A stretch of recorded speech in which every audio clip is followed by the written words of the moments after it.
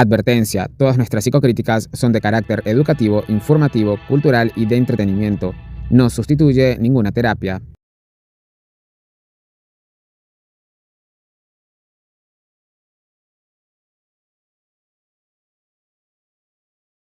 En el segmento sobre el hallazgo y los restos del cuerpo y la defensa de este mismo hecho, Christian siempre mantiene una postura relativamente rígida. Sus manos a menudo están unidas o entrelazadas frente a él, lo que puede interpretarse como una postura defensiva o de autocontrol. Fíjense que antes de que pasen 4 minutos de entrevistas tenemos una sentencia, una de sus frases más icónicas, por lo menos al principio de la entrevista, que sacan en el cintillo, remarcan en el programa de televisión en el cintillo, es: estoy muy mal. Pero eso contrasta directamente con el par de sonrisas que él hace antes de los 4 minutos. Él manifiesta pues estar muy mal por todo lo que ha sucedido. No es para menos, debe estar mal, pero lo expresa con ese par de sonrisas que no solamente evidencian desconcierto, sino también de una leve disociación entre su comunicación verbal y no verbal, porque hay una falta allí de congruencia, ¿no? Y esa falta de congruencia es un indicativo clave para él como persona jurídica.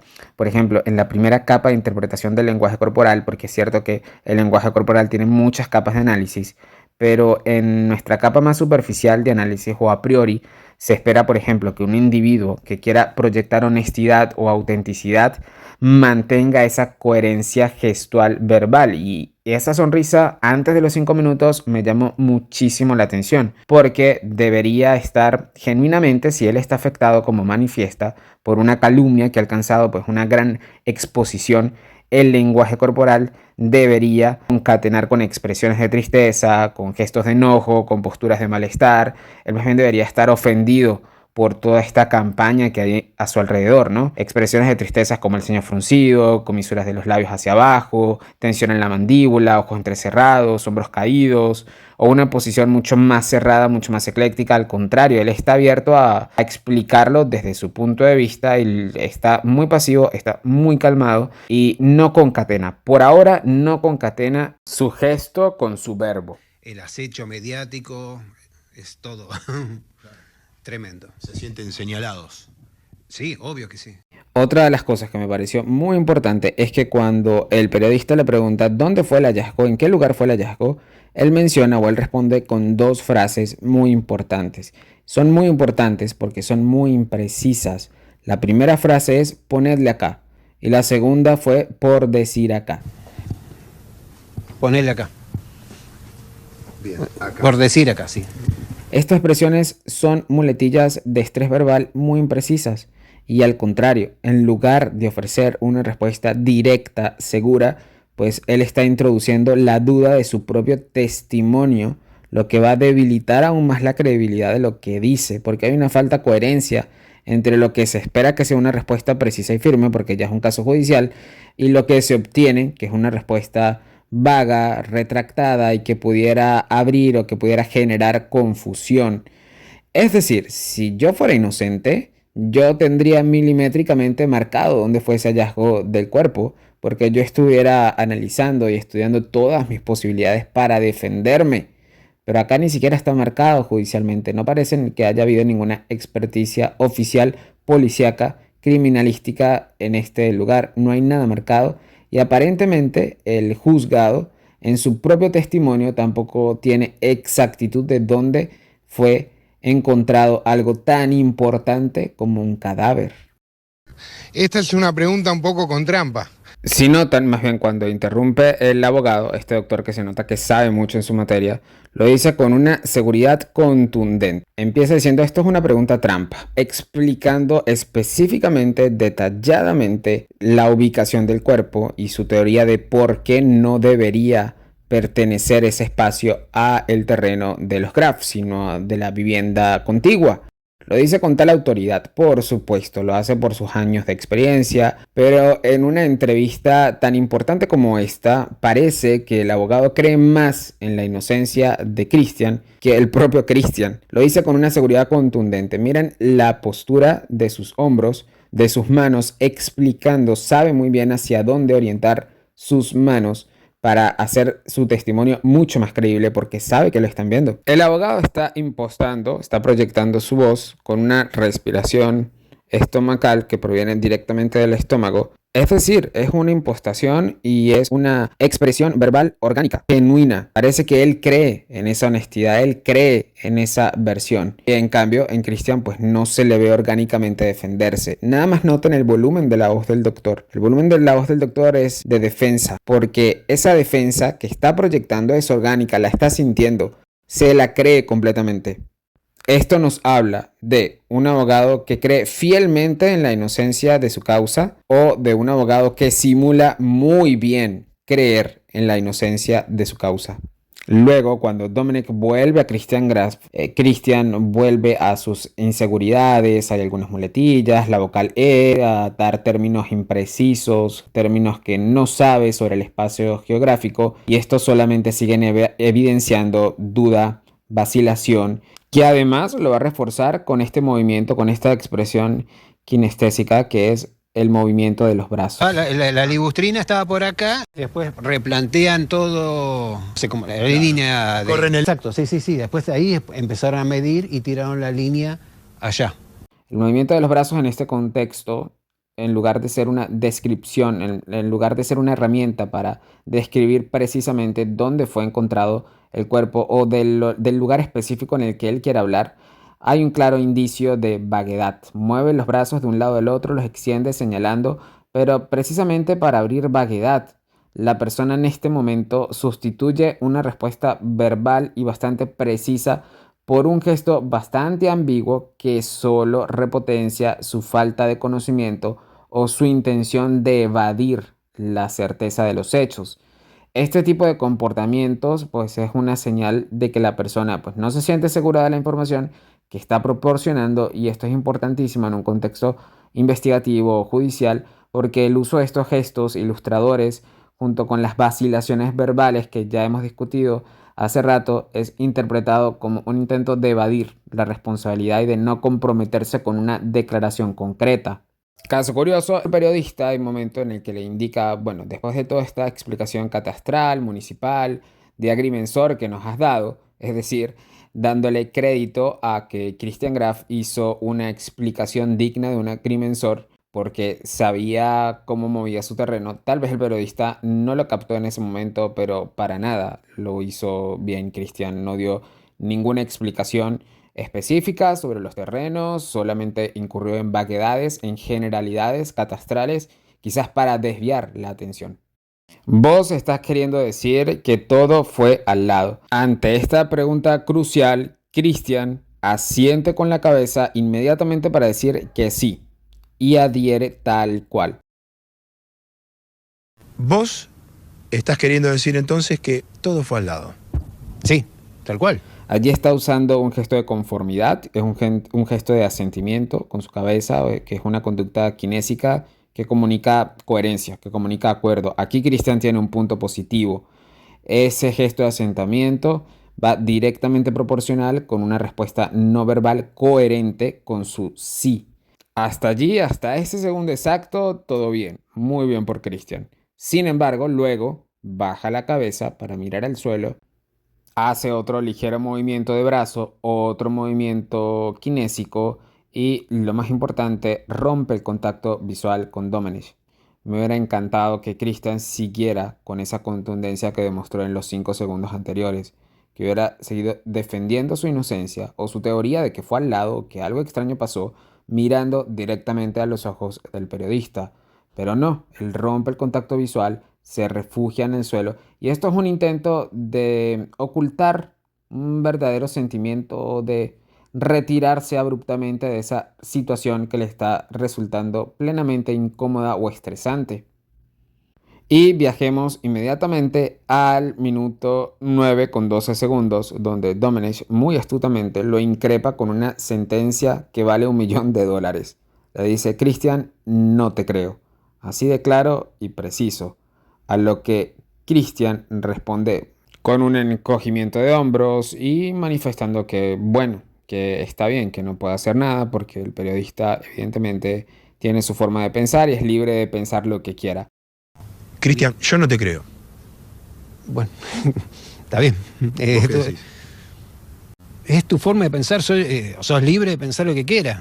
Yo sé, tengo la conciencia limpia, mi familia tiene conciencia limpia y ya está. Ya con eso basta, basta, basta. Hasta allí, nuevamente, todo bien. Sin embargo, luego quiere reforzar esa respuesta manifestando que tanto él como su familia tienen la conciencia tranquila y añade la siguiente frase. Con eso basta, pero no, con eso no basta, Cristian. Con eso no basta, sobre todo cuando anteriormente, hace 10 minutos atrás, has dicho que estás muy mal y que tu familia la está pasando muy mal. Porque no estamos ante un caso casual que vamos a olvidar mañana mismo. No, estamos ante un caso que ha tenido una exposición mediática increíble y no basta para poder sanar esa exposición mediática negativa, ese hate del cual tanto Cristian como su familia está siendo víctima. No basta con tener la conciencia tranquila. Si de verdad es inocente, si de verdad hay inocencia allí en esa familia y en ese relato de los hechos, no basta con tener la conciencia tranquila. Basta con defender con uñas y dientes esa postura, ese relato, con tratar de convencer al país de que ahí hay inocencia, de que esa es la verdad de los hechos. Creería que le hace falta gestionar mejor sus actitudes, porque lo que demuestra es cierta indiferencia, cierta apatía al caso o una actitud demasiado pasiva para el gran contenido de odio del cual ha sido víctima tanto él como su familia. Posteriormente, Domenech le pregunta que si no se le ha ocurrido la posibilidad de que haya sido su padre, y Christian manifiesta tajantemente que no. Y luego agrega que ni se le ocurre pensar en eso, que es imposible. Aquí está haciendo una negación verbal absoluta, contundente. Sin embargo, hay que ser muy honestos. La naturaleza humana, en una situación tan extrema como esta, donde él necesita defenderse, sugiere que es casi inevitable que la persona haya considerado todas estas posibilidades, incluyendo a sus seres queridos. Ciertamente, la mente humana, ante un suceso tan traumático como el que está viviendo, tiende a explorar todos los escenarios posibles y no debe sentirse culpable por eso. No quiere decir que esté inculpando a su padre o que esté dudando por él, sino que simplemente se está planteando todas las posibilidades y los escenarios posibles, así tal cual. Desde el punto de vista conductual, esta negación tan tajante que él hizo, digamos que un poco de psicología y de expresión, esa incongruencia, una vez más comunicacional, radica en que la negación de un pensamiento tan natural como pensar en el escenario de que fue su papá o que fue algún familiar, pues genera muchas más sospechas que una respuesta matizada. Crea más duda, crea más apertura, crea más vaguedad. Hay una falta allí de honestidad emocional, aunque sea para protegerse de sí mismo o a un ser querido, que puede ser vista como un indicio de que ciertamente Christian sigue ocultando algo, o al menos no está siendo completamente transparente con sus sentimientos y con lo que piensa.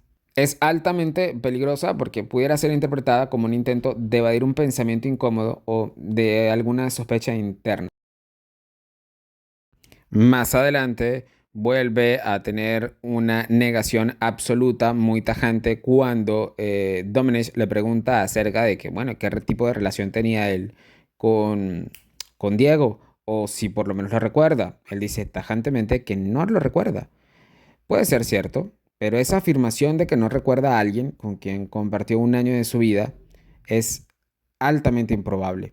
Es muy probable que no fueran amigos, es muy probable que no tuvieran ningún tipo de relación cercana, tal vez simplemente uno le ha echado, pero perteneciendo por unos cuantos meses a la misma clase y además viviendo en el mismo sector, en la misma comunidad, seguramente tuvo que haberse enterado de la desaparición oportuna de Diego.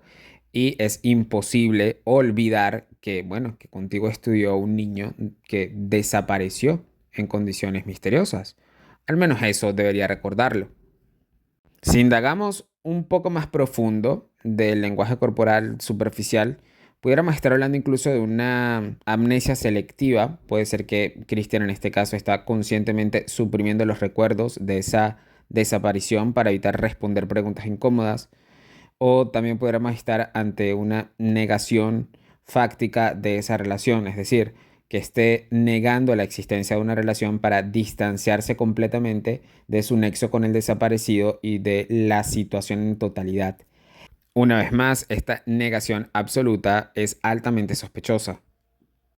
Un segundo punto a favor para Christian, apenas el segundo, es que cuando Domenech le cuestiona acerca de si alguna vez Diego lo visitó en su casa o fue a su casa o si conoce a las familias, Él dice fácticamente y precisamente no, no, no, no, no, no, jamás vino a mi casa, ni siquiera conozco a sus familias, pero miren la diferencia de su proyección de voz, de su volumen de voz y de cómo mantiene el contacto visual hacia Domenech, hacia el cuestionador. Aquí mantiene el contacto visual. Es muy probable, desde una perspectiva primaria del análisis del lenguaje corporal, que efectivamente esto sea verdad, que nunca haya visitado su casa y que no haya conocido a los familiares. Aquí mantiene contacto visual, se ve seguro, proyecta honestidad. Claro, que este punto sea verdad no quiere decir que todo lo demás en el transcurso de la entrevista es verdad, pero genera suspicacia el hecho de que aquí por lo menos lo proyecte y que en la mayoría del resto de la entrevista, ¿no? Punto negativo para Christian, en el momento en el que Domenech le pregunta sobre su contacto con la familia después de toda esta polémica, después de toda esta exposición del caso, él manifiesta que no ha tenido ningún contacto con la familia y que qué le diría al hermano. Porque ciertamente en alguna entrevista el hermano de Diego manifestó que Christian en ningún momento los ha buscado para dar algún tipo de explicación. Cristian acá responde que bueno, que no lo puede contactar porque ¿qué le va a decir? Que no sabe absolutamente nada. Pero es un punto negativo porque al contrario, si tú crees fielmente en tu inocencia, saldrías a defenderte con la familia de esa víctima, saldrías a defenderte, repito, con uñas y dientes, tu verdad con quien sea, con la familia de Diego, con los amigos de Diego, con el contexto en general, con todo un país que te está juzgando y acribillando con hipótesis. Posteriormente, incluirse en la entrevista, pero no voy a hacer un análisis detallado de la esposa porque sobre ella no debe caer ningún juicio. Sin embargo, sí puedo adelantarles que sus lágrimas se ven bastante honestas, son muy orgánicas y que hay muchísima más solidez en ella que en Christian. Hay una parte en la que Domenech manifiesta que también ve solidez en Christian. Y yo difiero completamente de esto porque aunque pudiera ser su relato cierto, porque no hay pruebas contundentes que lo incriminen o que lo señalen como un presunto responsable, no encuentro solidez en la manera en la que nos ha contado Cristian el relato. Es decir, incluso si pudiéramos encontrar solidez en el relato, no hay mayor solidez en Cristian como tal o en sus expresiones paralingüísticas. No las hay, hay muy poca coherencia en ello. Por supuesto, esto es una percepción completamente subjetiva y no corresponde a ninguna verdad. Ahora bien, yo me hago muy asertivamente la pregunta de por qué la parte defensora de Christian, no sé desde qué punto de vista jurídica, legal o social convendría esta entrevista de Christian cuando ya teníamos antecedentes de que él era un tipo bastante silencioso, bastante callado, de muy bajo perfil y que tal vez no pudiera defenderse al 100% en una entrevista pública cuando todo un país, repito, y media Latinoamérica está pendiente de este caso. Al contrario, creo que estas declaraciones lo van a perjudicar directamente, no solamente con un juicio legal, si es que llega a haber algún juicio legal, sino desde el punto de vista social, desde el juicio social, por supuesto, que le va a traer consecuencias negativas. Lo mejor que puede hacer la parte defensora en estos momentos es tomar silencio, dejar un espacio, dejar que corra el tiempo y poder matizar, o mejor dicho, reconfigurar y replantear las próximas declaraciones de Christian o de cualquiera que pertenezca a su entorno. Creo que de aquí en adelante solamente los abogados son los que deberían hablar. Hasta aquí, psiconautas, nuestro análisis. ¿Qué opinan ustedes? Recuerden dejarle like, seguir nuestro canal para más noticias y psicoanálisis como este. Hasta la próxima.